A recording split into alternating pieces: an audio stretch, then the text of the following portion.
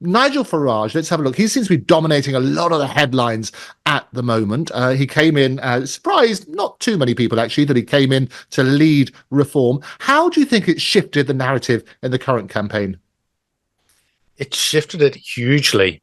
So I have has zero interest in party politics after the Tories' disaster on delivering Brexit, after UKIP were involved in that. And so my last kind of connection with party politics was end of 2019. So I've kind of been on the sidelines wondering what's going to happen. And I, obviously, with Nigel stepping into the ring for the umpteenth time of asking, but this time it does seem to be different. And the Reform Party obviously was launched out of UKIP, in effect, because UKIP wanted to be a populist party, and Nigel wanted that not to happen. So he started the Brexit Party, then the Reform Party, and it did very well in the European elections. This is the first time it's really hitting the road on the UK election scene, and a lot of factors have come into play. Obviously, with Rishi Sunak being despised, really, the Conservative Party being despised. 14 years of Conservative rule have destroyed every fabric of British society that we have held dear. And after that 14 years, now with Rishi Sunak pleading, give me a chance and I'm going to stop a few boats tomorrow, or I'm going to give parents rights instead of the state right to their kids, or on and on and on. So Nigel steps in, and Nigel connects with the people like I don't think any other politician. Boris has done and can do, but Nigel is a fairly honest, straight speaking person, where Boris's image is well worked, and it's a certain persona that he puts out, and he can be all different people. Where Nigel, actually, what you see is what you get.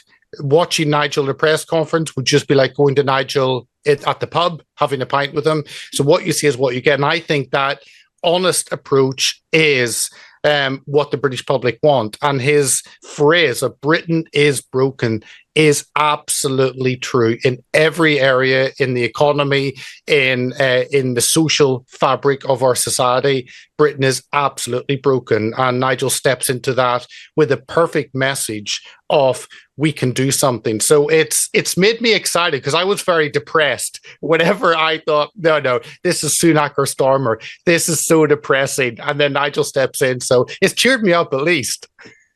Well, he is certainly a colourful character, and I remember, well, Boris last time on his 60th birthday, keep remembering that, and the ambush by a cake and those glorious headlines. But he was, as I always say, he was the Carlsberg of politicians then, wasn't he? He was the politician who could reach part of the electorate that others couldn't. He then turned into this Marmite character with a series of bad headlines, not least this ambush by a birthday cake. And it was that sort of interesting thing. But we need colourful characters, don't we, Peter? Oh, we do. And my line on Boris is I probably come, and I've never said I despise politicians. I've never said that. I've always treated them with human respect and said they're individuals. But then what happened on the lockdowns, whenever Boris was telling us one thing and doing the opposite, that he absolutely lied, an absolute hypocrite. And I remember campaigning out. I think I've met Boris once, but out campaigning, knocking doors for his mayoral election back in, goodness, time flies. Was it 2008, maybe? 2006? Who knows? But back campaigning, I have a T-shirt, back Boris, and he was a colourful character. But if you're an utter hypocrite, and if you're telling people, do not see your friends, I will fine you thousands of pounds if you have a cup of tea, but I'm going to do the opposite, that hypocrisy got rid of him, and I'm so glad, and I hope Boris never returns to British politics again, because I've come to really dislike him. Let's say that. We'll not go any deeper. But Nigel, I mean, I don't know Nigel so well.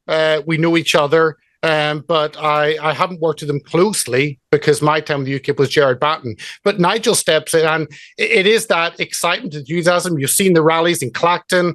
massive people come out, hundreds and hundreds. I mean, you couldn't get, Rishi Sunak couldn't get that many out.